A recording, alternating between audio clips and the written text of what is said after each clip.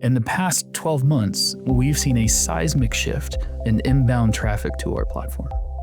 So 12 months ago, ChatGPT or Perplexity, which are two of the most common chat agents used by learners, are now in the top 10 traffic referring sources for all of our publishers. For some of our publishers, in excess of 60% of their traffic is non-human. So it is a crawler or an agent of some kind, and that was very different a year ago.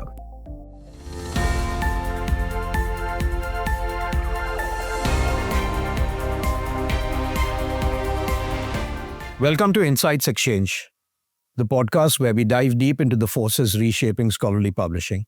I'm your host, Nikesh Gosalia. Let's take a moment to appreciate the pace of transformation in scholarly publishing. It's 2025. AI tools are not just supporting, but accelerating the research pipeline. And publishing platforms are stepping up, evolving from service providers to strategic partners at the heart of this ecosystem. What's exciting is the range of possibilities. A wave of specialized agile platforms is emerging, offering fresh solutions, new models, and a renewed focus on user experience and innovation. So where is all of this heading? And how can platforms not just respond to this future? To help us break that down, we are joined by someone who's been driving change from the inside. Few people understand the inner workings of scholarly publishing quite like today's guest, combining deep product expertise with platform leadership and a commitment to serving the research community. Will Schweitzer began his publishing journey at Sage and went on to shape strategy and innovation at AAAS before bringing that product-first mindset to Silverchair, where he now serves as CEO. Will's perspective is shaped by decades of experience, and that makes him uniquely equipped to talk about the future of publishing platforms, modularity, and what true innovation looks like in academic publishing. But before we get into all of that, Will, we've heard that you are firmly in the pro-Oxford, camp. Nothing splits a room of editors, platform architects, and linguists, quite like that tiny punctuation mark.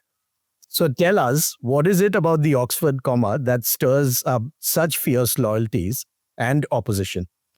Oh gosh, I don't know what kind of background research you did on me, Nikesh. I've been in this industry for a really long time. My undergraduate degree is actually in professional writing. And one of the first kind of big projects I worked on was a revision of the American Psychological Association's style guide. So my job was to support the governance committee. The governance committee was kind of the editorial committee or approval board for the style guide. And we spent, 18 months thinking about all of these weird editing and style rules. And then I developed an appreciation for the Oxford comma. And a lot of that is maybe I read a lot and I read a little fast. And the Oxford comma is a good visual indicator for demarking licit information. But those were back in the days when we were still telling authors or students they needed to manually insert 2 spaces at the end of a sentence. So a lot has certainly changed since then. Thanks for sharing that. And you are such a huge inspiration. I mean, not just to me, I've known you for, more than 11, 12 years now, but to many in this industry. And not just, for where you are today, but how you've got here. Can you take us back to the beginning and how did your journey in scholarly publishing start? What were some pivotal moments along the way? Oh, great question. So as I just shared, I went to school and I got a degree in writing and I wanted to be an English teacher. And I lived in Maryland at the time and just outside Baltimore. And during semester breaks in college, I would work for my dad's company. One of my coworkers, his mom was an executive publisher at Lippincott, Williams & Wilkins back in the day. And we got to talking and he told me that his mom was always looking for interns or folks to come help out. And because I'd worked on my college newspaper, I knew how to use Quark or to do early desktop design. And he thought that would be helpful to his mom. So I ended up interning with a very long-term mentor of mine, Susan Harris, who worked for Lippincott's Baltimore office. And what started out as a summer internship ended up with me working for her full-time and going to school full-time. And she was just great. And at some point along the way, she figured out that I knew how to do math and I could be a business analyst, and I could support her and the titles in her portfolio in figuring out what putting their journals online would mean. So for instance, Lippincott had a huge medical portfolio. A lot of the revenues were coming from display advertising in the print issues. What was it going to mean if more of their audience was interacting with their content online? And how would they need to adapt their business model, say if they were to put all of their content into the Ovid database? And that was a great introduction to how publishing was changing. And I went with Susan from Lippincott Williams & Wilkins shortly after the Walter Kluwer acquisition to the American Psychological Association. And I was there for about 7-8 years. And that's where I really began working with editors and researchers, all of these PhD psychologists, to help them launch new journals. And it kind of gave me an appreciation for the research process, research ethics, what it meant to be in service to science. And then my career just kind of went from there. And the biggest change that kind of led me to where I am today was when I left Sage for Science. And that's when I stopped being just kind of your very straightforward journal's publisher or editor running a list of titles to a more classical, or what we would now say is a more classical product management role. So thinking about all of the systems and processes and stakeholders necessary to produce a journal. So your manuscript submission systems, your content hosting platforms, your third-party partners like you, Nikesh, back in the day. And that kind of laid the stage for me becoming more involved in technology and thinking about how technology was transforming our industry. And that brought me to Silverchair. Thank you. Thank you for sharing that, Will. It's been a true inspiration. I also know, having seen you for so many years and also talking to so many of the team members, that leadership is something which is very important to you, and the way you work, you bring the team together. You're very big on empowering folks, trusting them. If you could just talk a little bit about, what has really shaped your journey in leadership, and what are one or two maybe key takeaways that listeners would benefit from? Yeah, I looked out in having a really good mentor, Susan Harris, who I mentioned. The way she helped me was to frame the outcomes, give me some advice on the process for achieving that outcome, and it just gave me room to learn and to try to figure things out. And she might connect me with another colleague, say in the finance department or on the advertising team, and that was really instructive. So she was very good at providing feedback, being supportive, and building those connections that were necessary to run a business or to run a journal. Along the way, I was always encouraged to participate in the industry. So someone like Sage would send me to AAP or PSP meetings or SSP meetings, which helped me build a lot of connections. So much was changing. Just, at times scholarly publishing feels like it moves so slow, but so much was changing in terms of our digital infrastructure, our business models, are now what seems like to dominate every conversation, research integrity issues, that it helped just to be very curious. And I think you can only be curious when you feel psychologically safe in the workplace, when you have a supportive team of colleagues. And I've tried to replicate the best bits of my job experience now in leading Silverchair. So we make a really big commitment to our kind of core values within the company. And those include just some really simple things that are actually very hard to pull off. So one of those is assuming positive intent. If you're working with your colleagues in this close and collaborative way, you can still sometimes have disagreements, and you can still have these moments of friction. And sometimes you can be upset by that, or sometimes you may be questioning a colleague's motive. But if you flip your mindset and you just start with this basic thing that, well, they're probably acting or responding in a way that is about achieving our common goals. So if we just step back and say, they're probably acting with positive intent, we're probably misaligned somewhere upstream, or maybe they're responding to the energy I'm bringing to this meeting, it can get you into a more productive dialogue about what you're feeling, how you're responding, how your colleagues, what they're feeling, how they're responding. And that's really important. The other thing I believe in is that there are very few people who come into scholarly publishing purposefully. right? I've never met very few people. I suppose there are some folks that I've met that trained to be, say, a professional editor and then ended up being one. But we all need to facilitate on-the-job learning.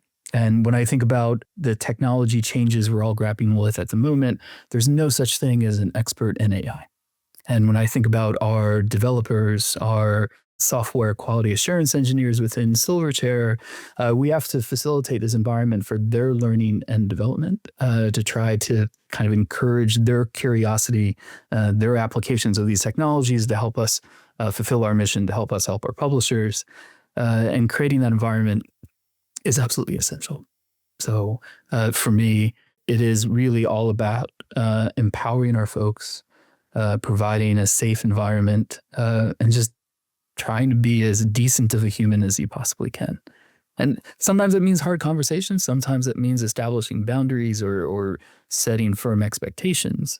So it isn't about just being a Pollyanna or just being overly agreeable, but it's doing it in a thoughtful or candid way. Absolutely. No, thank you for sharing that, Will. And I think, very important lessons which resonate with me as well, and my work experience with Cactus, and some of the real emphasis that we've given over the years to look into the emotional aspect of things, like you correctly mentioned. And so it's not just about certain frameworks and just a way of conducting or designations, but also at that point of time, how is the other person really feeling, and how to manage that situation and balance it. But no, thank you for sharing that, Will. Obviously, no conversation these days is completed without talking about AI. But specific to our industry, we are seeing big shifts across the board. There is the so-called innovation coming through AI or disruption, if you may call that. There's tightening research budgets, changing maybe mandates, potentially from funders, governments.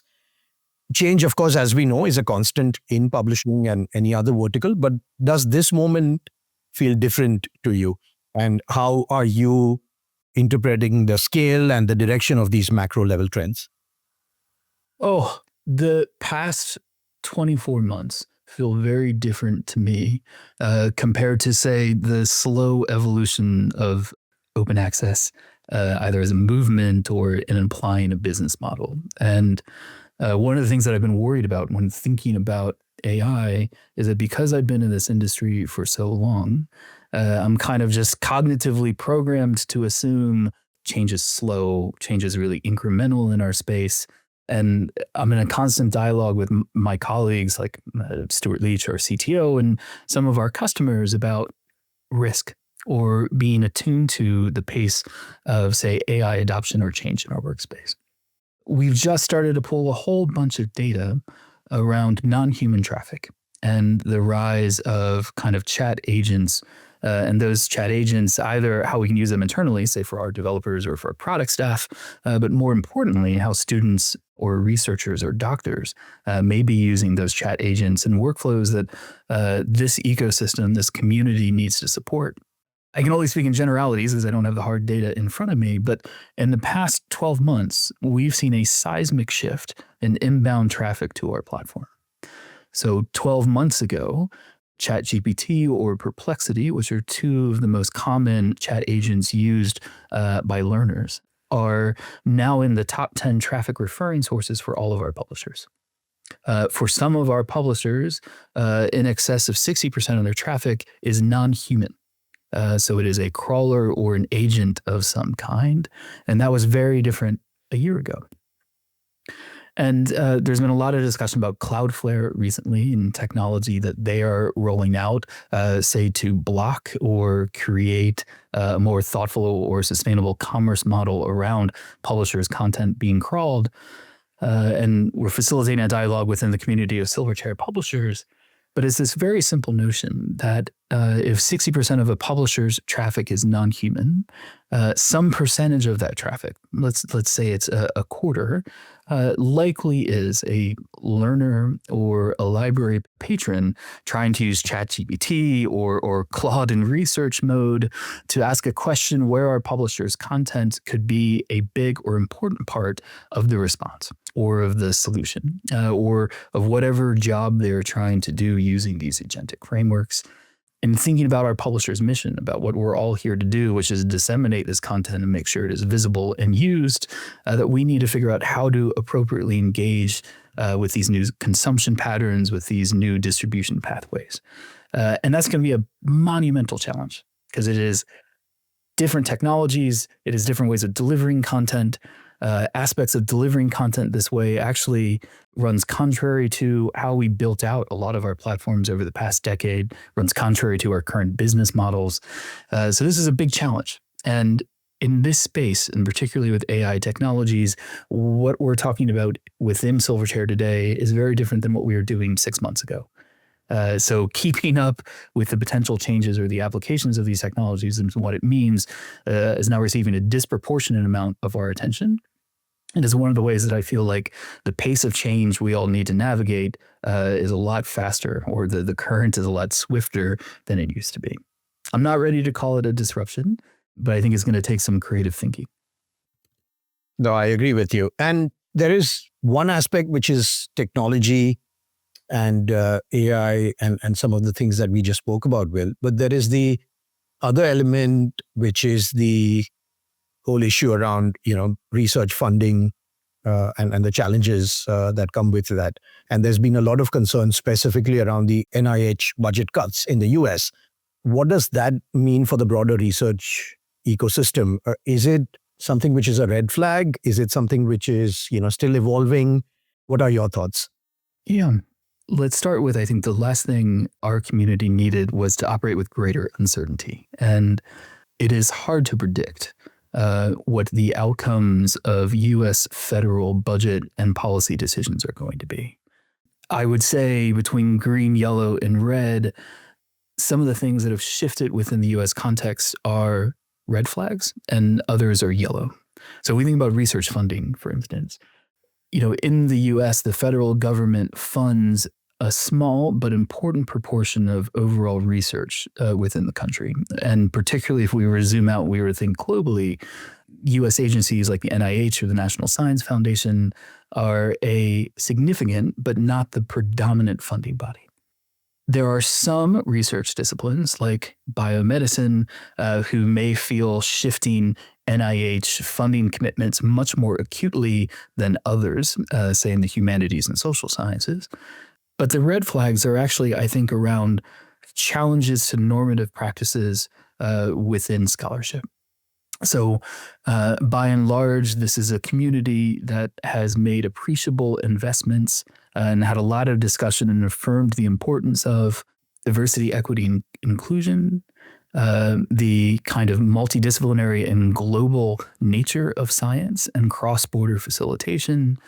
And all of those things are being challenged. Many of these things have been challenged for a really long time, right? Geopolitics comes into play in science all the time.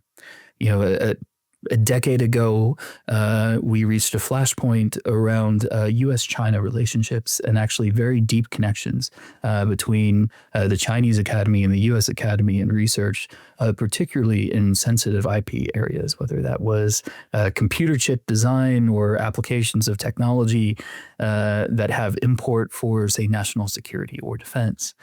It feels like all of those pressures have now tripled at the moment, and we're in this pressure cooker environment. So I think what's really important for many members of the community is just to reflect that science is global. In many cases, our authors and our readers and our stakeholders, whether that's our society members or our board members or whatever it may be, have a responsibility to a global enterprise and kind of a global calling for what science and scholarship can do. And if we think about that, it can help us clarify the decisions we need to make in the short term about our budget impacts, how we think about research dollars trickling down to library budgets, which ultimately become, say, subscription or APC spend for our publishers. or even things like global conference attendance. And for our societies that host U.S. Conferences in the U.S., that they may lose a proportion of their global registrants and visitors and what that could mean. I think it is important to be measured. It is important to try to gather the data we can and do the best scenario planning that we can. I don't know, by the time we get around to 2026, we'll know an awful lot more about the impacts for our space, Nikesh. I'm a firm believer in TACO, though. I mean, the Trump always chickens out acronym that was kind of first written about in the Financial Times in the UK, that has certainly proven true in some applications of tariffs and reciprocal tariffs with U.S. trade policy. Who knows how that is going to play out over the coming months for various aspects of the U.S. approach to science. Yeah, no, I'm hoping for that as well, to be honest, Will. I think I was talking to somebody and just kind of digressing a little bit, but just talking about the stock markets, and somebody was just telling me that I think now we've started to factor in some of these things, and as a result, not reacting to some of these, because eventually things will more or less normalize, and so there's just no point overthinking, overanalyzing this. But no, I'm hoping that happens as well, Will, and things settle down, and some of these uncertainties are no longer there. One of the other issues, of course, that has dominated our industry over the last 12 to 18 months has been research integrity, and you briefly spoke about it as well. So with growing concerns around paper mills and data manipulation, AI-generated content, research integrity is under the spotlight like never before. I also, just thinking about publishers, I know that they're in a slightly kind of tricky challenge as well. There are some business realities. I think almost all of the big publishers who can report this publicly, everyone's mentioned there's been a huge jump in number of submissions, but the actual output is lesser. That still means you have to process all of these papers. You still have to run as many checks, and you have to be extra careful in what comes in. From your perspective, what role should publishing platforms rather, play in upholding integrity across the scholarly communication change? And are we doing everything possible, or can we do more? Whoa, really big question. So to start, I think publishers and the platforms publishers use are an important part of ensuring research integrity. And stepping back even further than that, when I think about when I entered the publishing industry, this is an overgeneralization, but as a publisher, the responsibility for peer review and the normative and oftentimes implicit practices in that process were seen as the role of the academy, right? We were the business people. We would provide the production services. We would provide the distribution channels and platforms, the sales and marketing folks. But it was ultimately about our editors or our society partners or the normative practices, say, within the field, say the peer review practices that would be promulgated by an anchor society or association in the space, whether it's the American Psychological Association or a group like the Council of Science Editors. That was kind of the academy's job. And there wasn't, it wasn't that there was a strict firewall, like we talk about magazines having the business and editorial functions, but it meant as a publisher, we didn't have a deep knowledge of peer review. Or the importance of processes and checks and review, that over time, I think has become more of the publisher's responsibility. And I think some of this was a shift into open access models, or publishers launching kind of large sound science journals where we had to figure out how to build scalable processes to support things like peer review. Because back then, one of the big value differentiators, one of the ways that we thought we could create winning products was actually being of greater service to authors, particularly in time to publish. And a big kind of chunk of the time to get an article from submission to publish is actually the peer review process itself, which meant publishers had to start thinking carefully about peer review and understanding it. I think publishers and their platforms are a really important gateway. And because of the increasing volume of submissions, the scale at which we operate, the increasingly global and multidisciplinary world we operate in, it is up to us to participate in the community to define best practices. There aren't going to be a normative set of research integrity solutions or peer review practices that are going to work. How peer review is approached in high energy physics is very different than social psychology, which means that we need to build out our systems and processes to respect those needs of those communities. And because all of peer review, whatever the standard is, sound science or wanting to assess novelty, really comes down to expert human decisions. And we're asking these human experts who are really busy with lots of things to give us their time and attention. We have to try to make their jobs easier. When I think about what publishers do to facilitate manuscript submission and peer review, we have essentially assigned more tasks to our editorial coordinators or assistants, or to our content production partners, or increasingly a whole new set of experts that we're bringing into the process. And I think there's a lot of ways that technology can help them. I think what I think about, particularly with the ScholarOne platform, is how can I leverage our expertise to create a baseline set of checks, largely reflecting data insights that we can gather from the manuscript itself and from the peer review process to say this manuscript deserves extra scrutiny, whether that is a human expert involved in the academy facilitating peer review, or more sophisticated solutions that may rely on third-party data sets, or really technically sophisticated solutions, something like image twin, for example, to evaluate a manuscript. Because a lot of those things result in incremental costs. And as a platform, just given the sheer volume of publishers that we support, or the number of submissions that we can support, we tend to be able to do things more cost effectively at scale. That's just a function of how SaaS works, right? The bigger you are, the more efficient things tend to be. So if we can do baseline checks that help out all of our publishers, and then they can bring in kind of specialist third-party solutions or partners to help evaluate them, that seems to be a sensible approach. Or at least that is our product strategy today. Maybe really different come next year, but that's what we're thinking about. Talking about platforms, Will, we've seen some publishers who are trying to build platforms in-house, some organizations who have and continue to make attempts to custom build. For Silverchair, of course, you acquired ScholarOne. From your perspective, what made ScholarOne the right choice for you? And looking ahead, how do you see the platform ecosystem evolving over the next, say 3 to 4 years? Let's talk about ScholarOne first. When I think about what Silverchair does well, and I think about how our company has grown, and I think the reputation that we have in the market, we know how to run complex scaled platforms well.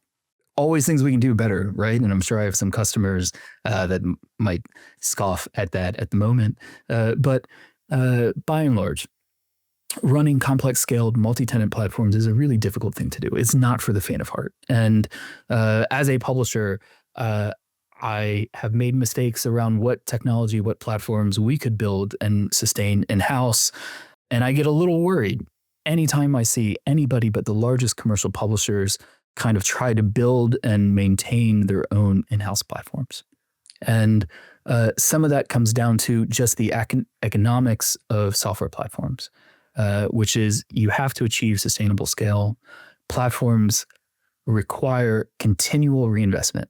There's no such thing as standing still. You can't build a platform and just forget about it, right? Like we make massive investments in accessibility, in non-functional requirements around things like security, or in page performance, or forbid trying to keep up with Google and what that means for SEO. And Google still drives, even in this world of chat agents, 40 to 50% of a lot of our publishers' traffic. So that means we need to keep up with their SEO standards. That's really hard for a reasonably sized commercial publisher to do, let alone a nonprofit.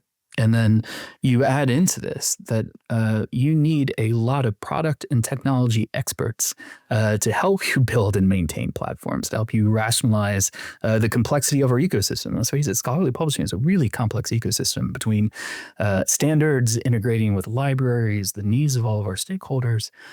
So that means you need a lot of human experts. And human experts from everything from software developers to business analysts who can talk to publishers and understand their needs and translate what that means to a multi-tenant platform.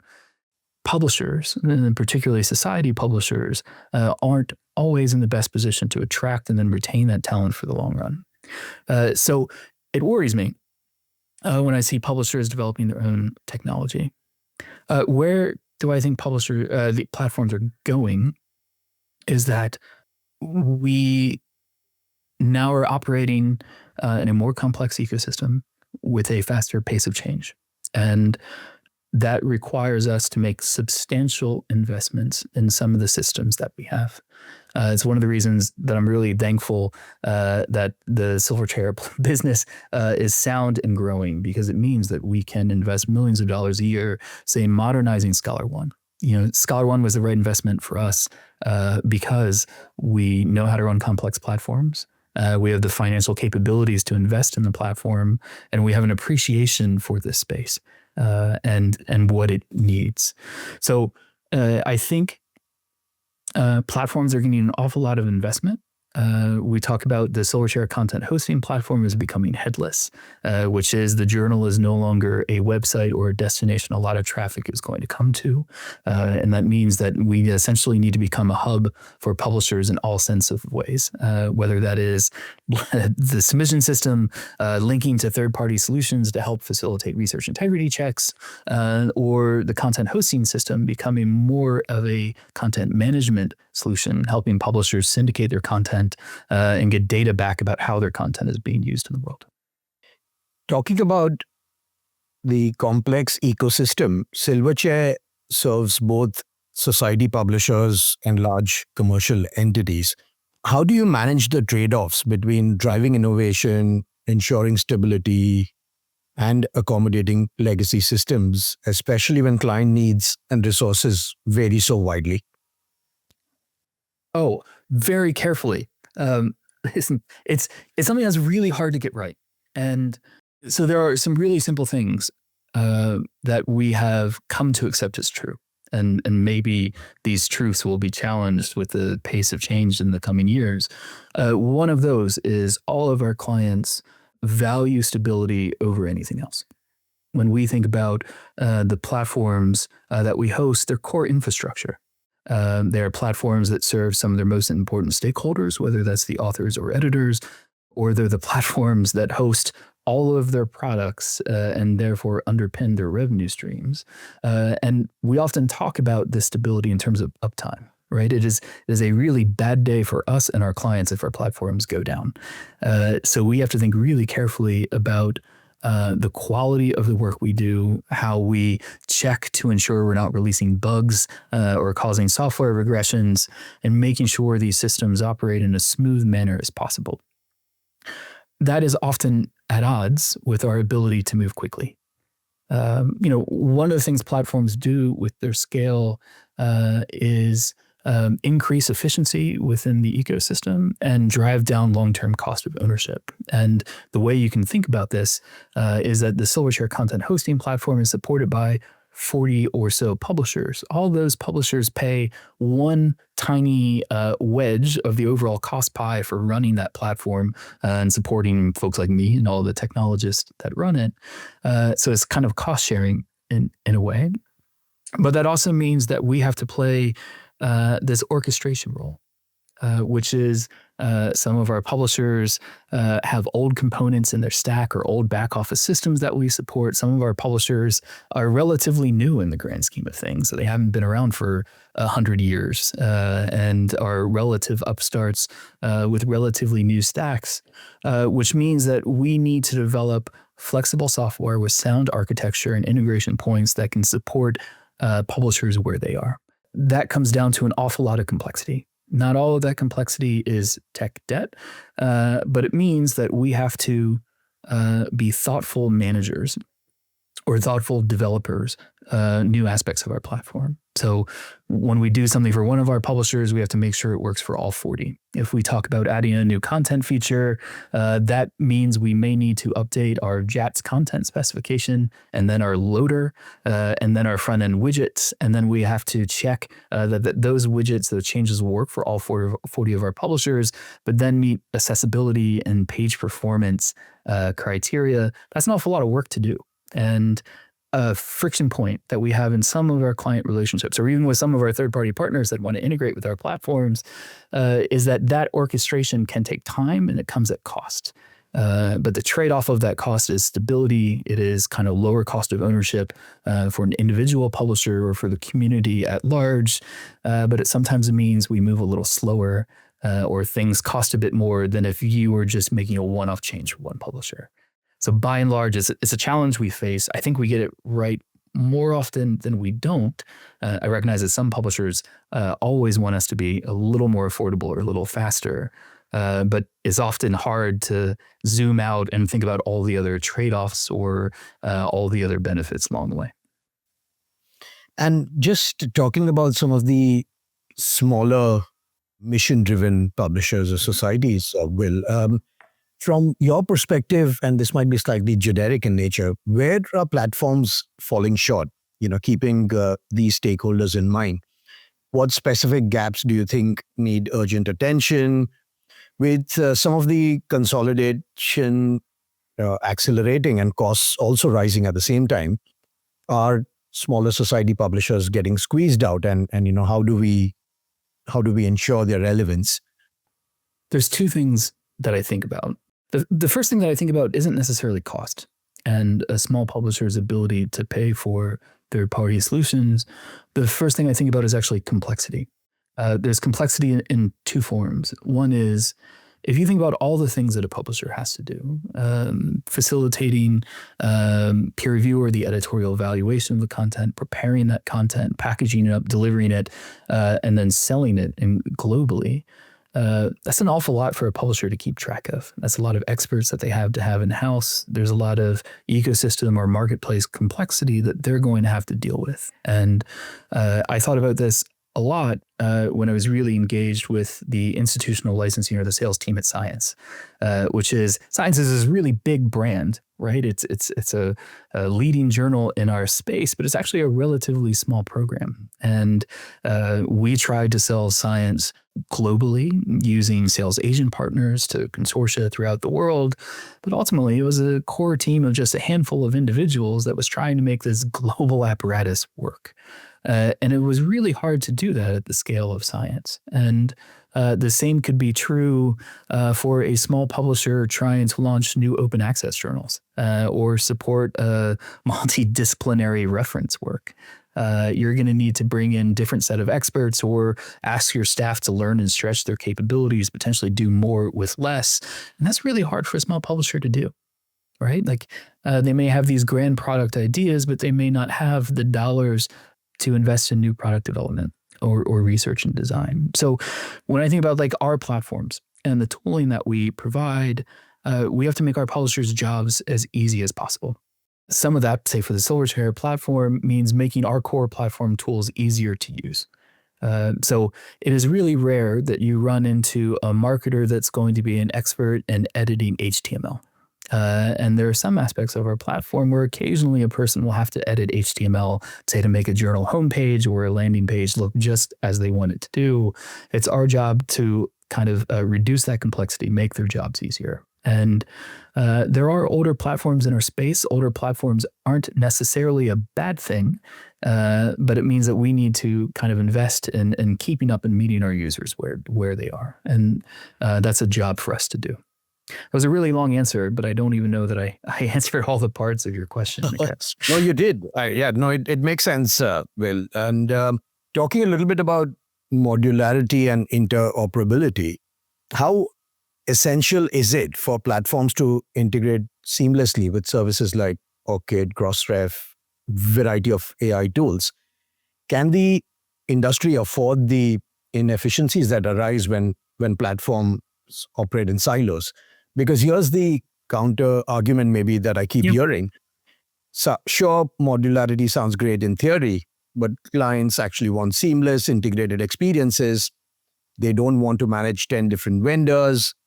So, how do you respond to that? And is the industry's push towards modularity solving real problems, or is it creating new ones? Oh, so I'm not a technologist, but I have now been in Silverchair for 6 years, and I have a far deeper appreciation and understanding of technology than I did the 15 years I was a publisher before I joined the firm. And I think our industry uses words like modularity the wrong way.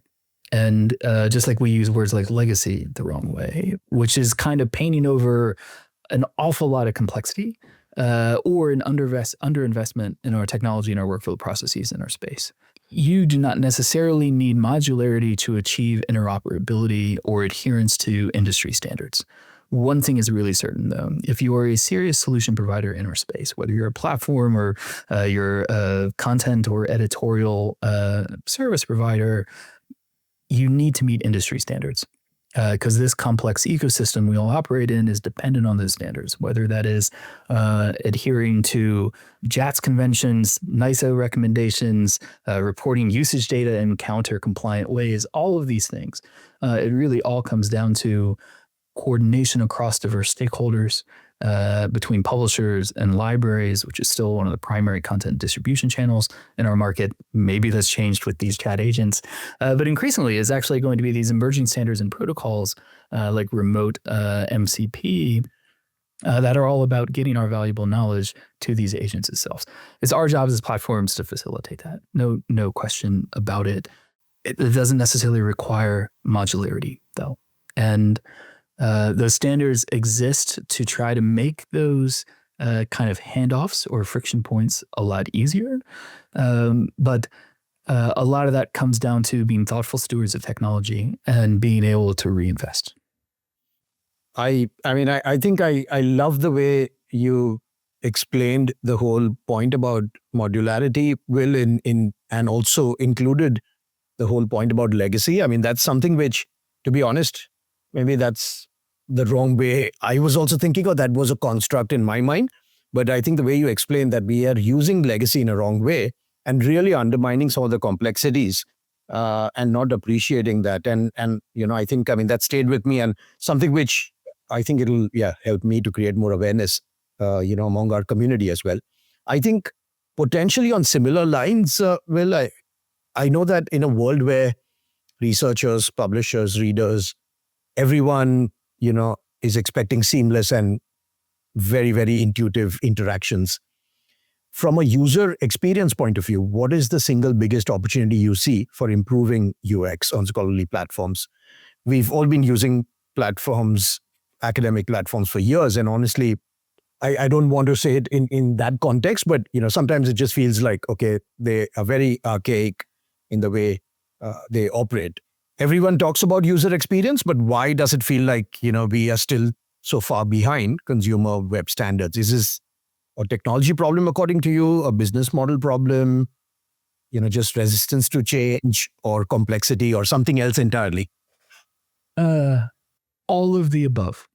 Here's why I've talked for years about the value of product managers and how they're necessary for nearly any organization in our space, which is a product expert. The core of their function is understanding their stakeholders, their users, and the jobs they are trying to do. When I think about platforms and digital products in our market, it's important to remember that a lot of publishers achieved digital parity, so a digital facsimile of a print product during COVID, right? So we are not an industry of digital natives. That's not what we are. And the complexity of our ecosystem meant that we replicated a lot of our print conventions and print practices in digital ways. We built websites that represented the catalogs we used to take into libraries to sell them products. We created virtual bookshelves, right? Like that was a thing, the first 5 years of my career. And by and large, what a user of a journal, what they wanted to do was to conduct, say, a Google Scholar or a Medline search, find the most relevant article, click a link, be authenticated, read the abstract of that article, maybe click on a related article that was suggested by the platform, download a PDF, maybe get a suggested citation and pull that into the reference management solution and leave. And all of that would happen, even in the old times, within 3 minutes and 2 or 3 page visits. And we built out these really, really complex products that oftentimes got in the way of that really simple user journey.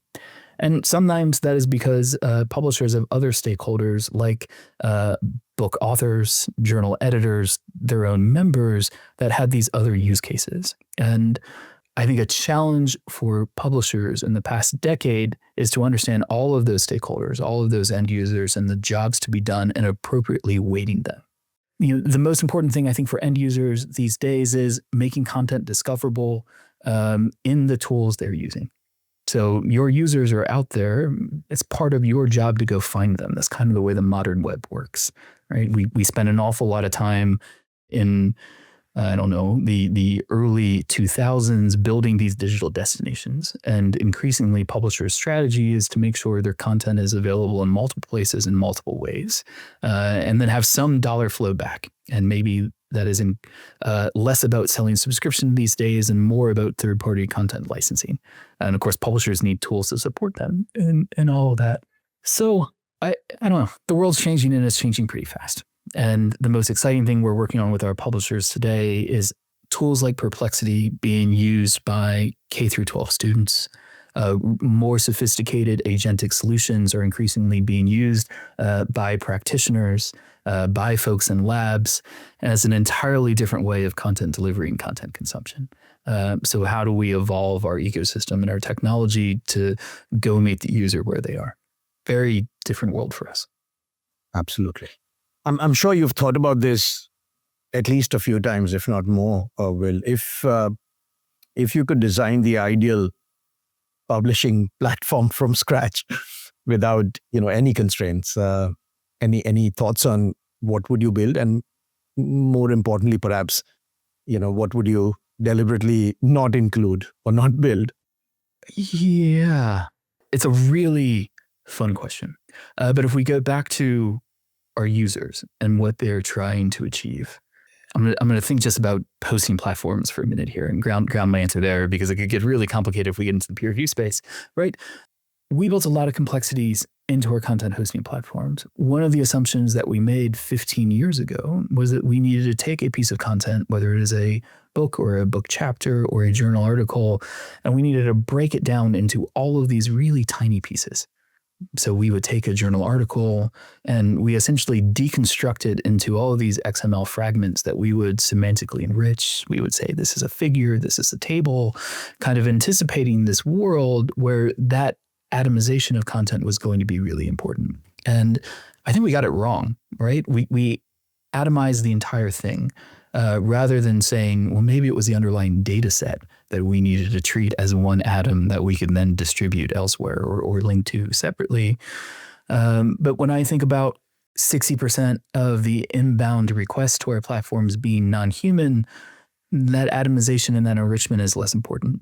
And what becomes increasingly important is efficiently delivering the content in JSON or even as a flat PDF into that environment. Which means we have to eliminate a hell of a lot of complexity and therefore an awful lot of costs in optimizing that content delivery pathway. And that means we can do away with an awful lot of things and an awful lot of cost that is even inherent in serving a journal article to a publisher, which is fractions of a cent, but it actually adds up at the scale all of our publishers or even the Silverchair platform operates at. I think we serve over 1 billion pieces of content a year, which means fractions of a penny add up awfully fast. In an ideal world, there are some conventions that we are bound to that I actually think are rate limiters to change. And some of that comes down to things like IP authentication, which is rooted in the library as being the access point or the purchaser of scholarly literature. IP authentication is probably the best solution we have at the moment at scale to make sure libraries' patrons can get access to content, but it creates an awful lot of friction. I think about things like Counter, and I'm not out here to The Smirch counter, is a community-based standard. Tasha and others get a lot of input from publishers. But at the moment, the counter standard doesn't account for, or it doesn't say sufficiently value non-human traffic, which we know is a valid use of our content and therefore the value proposition of the publisher. That's just something that absolutely has to change. The most exciting thing we've been thinking about, and so have a lot of other kind of smart technologies and products in our space like Cassini, which is in this non-human world, there are still stakeholders that it is important to have a connection with. Authors are certainly one of them. And if we think about this notion of a lot of our digital products being print facsimiles, how we represent journals today is a function of that. You go to a site and there's the latest published articles, which by and large look like an issue or may even be called an issue, which is decidedly a print convention. But if you turn that on its head and you say authors choose where to publish because they want their articles to be read by their peers, and then you begin thinking of a journal as a social network of authors and readers and experts who all deserve to connect or desire to connect with each other. We think about a journal as anchoring a community. Then I think there's a lot that we can do with our technology to serve our human readers if we think about them that way. And there's publishers that have been experimenting along these lines for a really long time. And I'm thinking about a company of biologists and some of their platforms like Prelights. Uncertain about the commercial sustainability of that approach, but it is very important to their mission. And it is, I think, all about trying to facilitate experts getting the content that they need and understanding that content and what it can mean, say, for practical outcomes or for further research. And I think publishers play a role in that, and technology can help facilitate that. Thank you. Thank you for sharing that, Will. And ending on a lighter note, like I promised. So obviously, in terms of your areas of interest, I know a couple of them. One is, of course, you love reading books.